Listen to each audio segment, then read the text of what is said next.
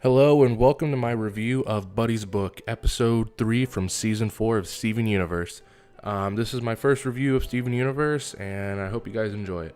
Been waiting a while for this episode to come out just because I knew it was going to be a history episode, and we'd get a little bit more backstory on what the heck is going on. So as soon as it aired, or at least when I saw it uploaded or whatever, it was really interesting. Because I thought it was going to come out a day later.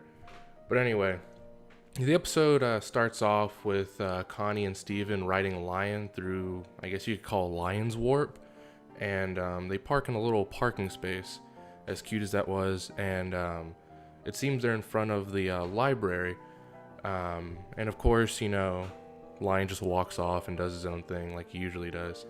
But other than that, it seems like a normal town episode that it's just gonna be fun. It's not gonna be too action packed, but they get in and Connie explains how the library is full of books and it's a wonderful place to learn rather than the internet where you kind of start running off a tangent.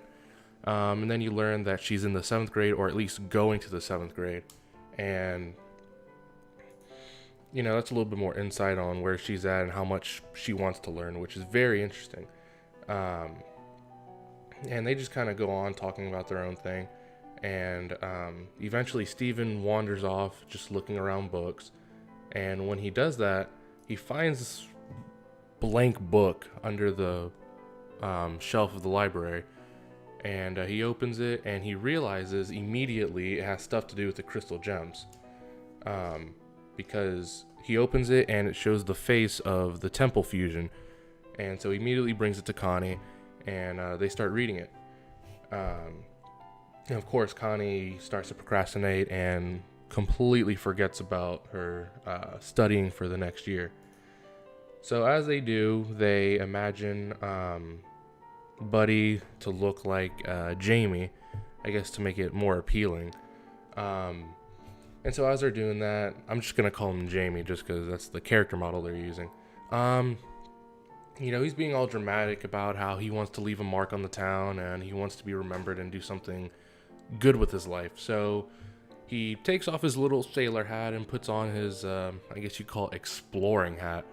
And he gets this cool little trench coat, which is, it's a little nice addition. And then he goes from one country to what looks like, I want to say, part of Russia, I'm not sure, wherever it ends up being in the strawberry battlefield with all the weapons. And as he's walking, you see Garnet's hand touch his shoulder, and Pearl's there with her, and they're just saying, this is a dangerous place for this and that. And right before they come up to him, he's eating a strawberry, so I doubt if they're poisonous, but he's making almost like manuscripts of the battlefield, all the weapons, and kind of giving them names, which is really interesting. But anyway, so as Pearl and Garnet approach him, they're in their normal, I guess you call it season 3 costume, but Connie immediately points out, hey, wouldn't they look different because this is years and years and years ago. So the Steven Universe crew puts them in a more, I guess, authentic uniform, so to match the times. But I doubt if that's how they look. Well, actually, I take that back. They might have looked that way because in one of the pictures, they kind of dressed pretty similar. So maybe it's accurate. Don't know. Anyway, so as he's talking to Garnet and Pearl, Pearl takes away his little writing paper, I guess you call it, his journal, and immediately draws out an entire map similar to the one we saw on, I think it was called Back to the Moon or Moonbase. I forgot which episode. And it showed a screen of the layout of the Earth, and it seems to be that one with all the warp pads on there. And my guess is she's saying don't go anywhere near these warp pads because this is, where all the crystal gems go, and humans would be endangered. Obviously, you don't want that. And they eventually ride off, and he gets a great idea of, hey, I'm gonna go to these sites that no one else should go to and be amazing, and start documenting it. And he goes to the I think it's called the Beatles Temple, I'm not quite sure. He goes to the underwater palace, I think. He goes to the communication hub when it was completely built, not necessarily so broken down, which is very interesting because I wonder why it was broken down so much when we first saw it. But he found the pyramid. He found the mural of Rose putting up that weird symbol, and Steven actually ran across something he didn't even know before at one point. And then another. I literally just realized this was Blue Diamond's little carrying kind of thing. While I was editing this, I didn't really realize it while I was watching the show, and now I'm just like, whoa, is this where she fell? Did she fall on Earth? Is this where she made her left marks? I don't know. But the other part was him seeing a sketch of the kindergarten, and then it goes to a flashback of Jamie walking through and documenting his way through the kindergarten, which is Amethyst kindergarten, which immediately kind of hints at, hey, this is where they find Amethyst in her hole. And you hear her voice, but it turns out she's already been out of her hole, so she's already doing her own thing.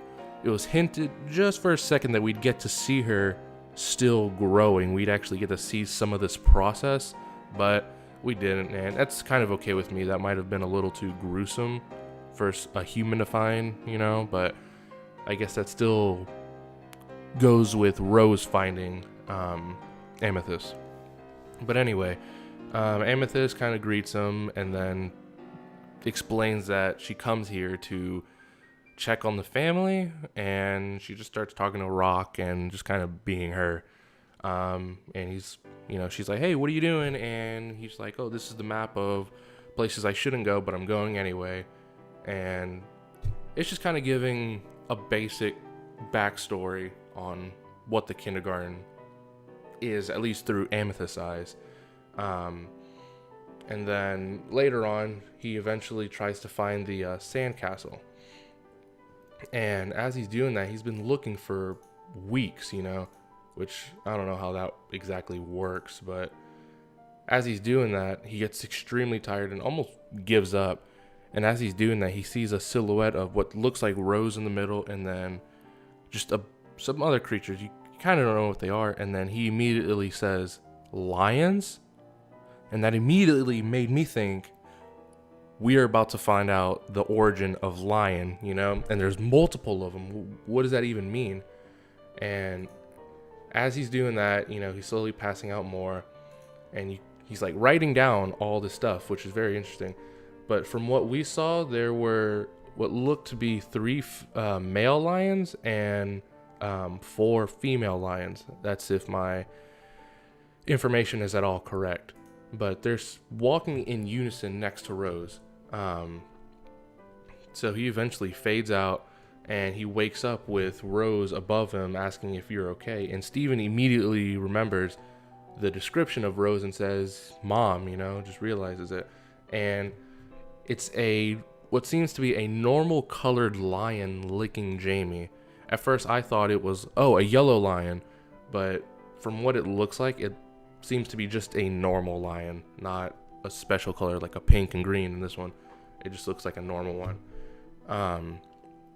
So Jamie's waking up with all these lions around. He freaks out saying, hey, please don't eat me, and it's clear that she has complete control over them and they're not wild, which is a little interesting because it kind of throws a question, well, where did a pink lion even come from? And I think I'll make another video about that, on what I might think that could have spawned from.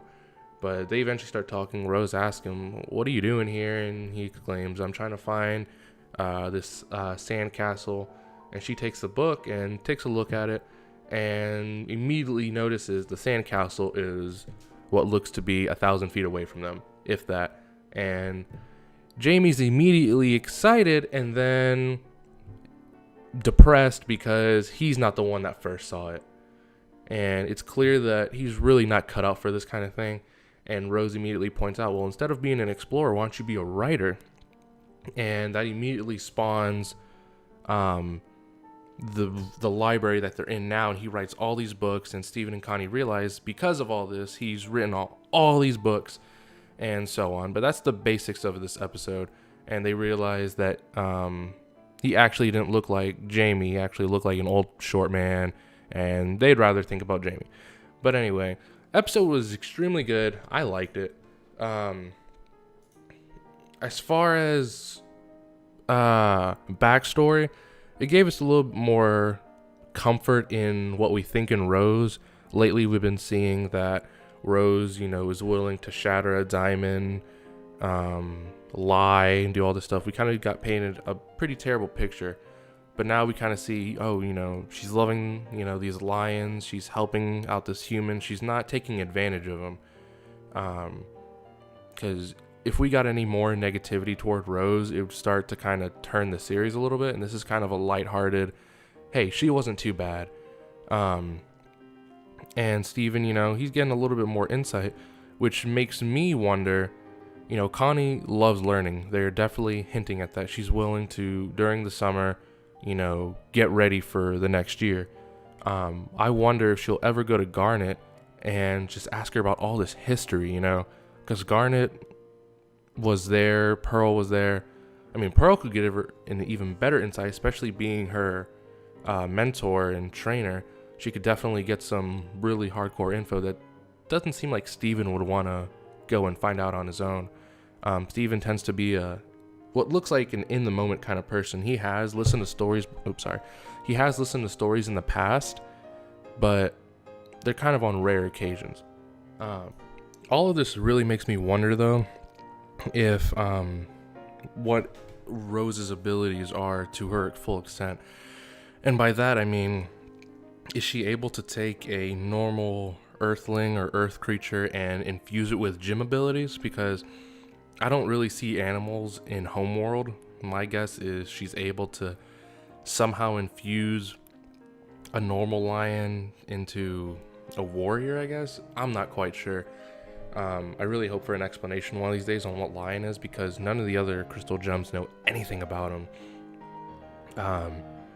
But that's all I really have to say about this episode. If you guys have any theories or ideas or anything that I missed, please leave a comment below and I'll reply and do all that good stuff.